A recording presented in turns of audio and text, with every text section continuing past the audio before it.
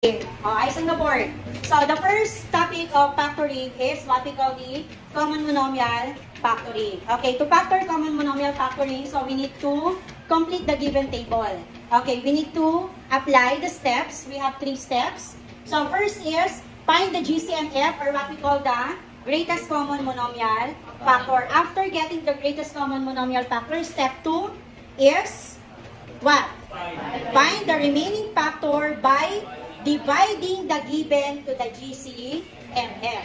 Then after getting the GCMF and the remaining factor, to get the factored form, or what we call the answer, just combine the GCMF and the remaining factor. So the given is, we have 2x plus 6.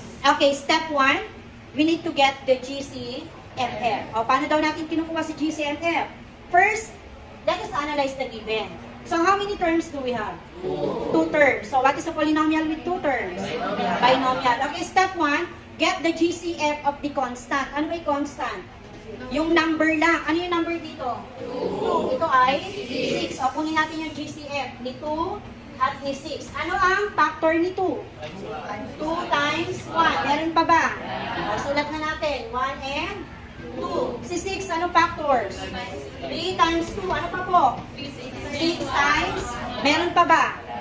Okay, so therefore we have 1, 2, 3, and 6. After getting all the factors, step 3, we need to encircle the common factors. So what are those? 1 and 2. Okay, the question is, what is the greatest? Okay, therefore this is 2.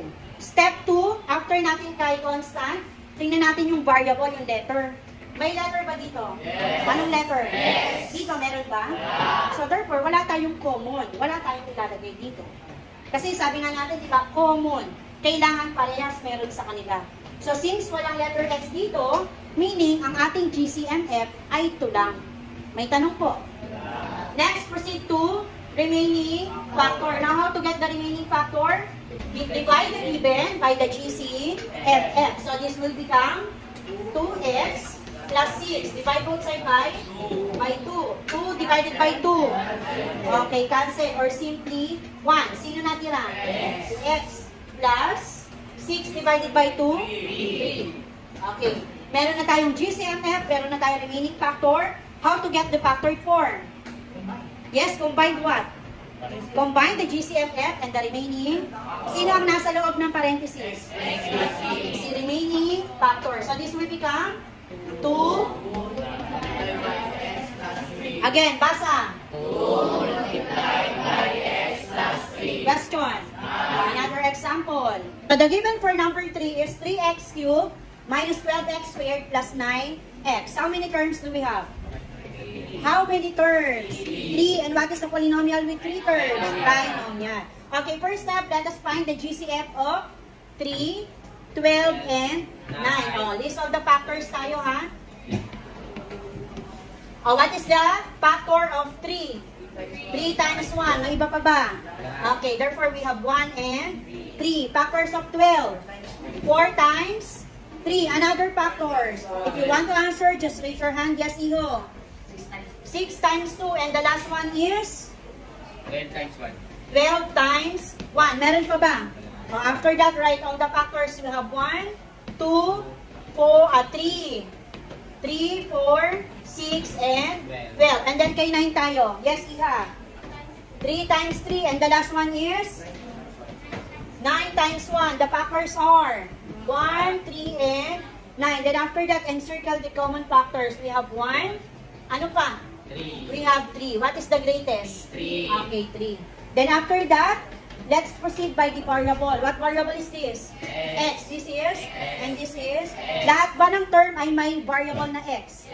Okay, meron ba tayong isusulat na X dito?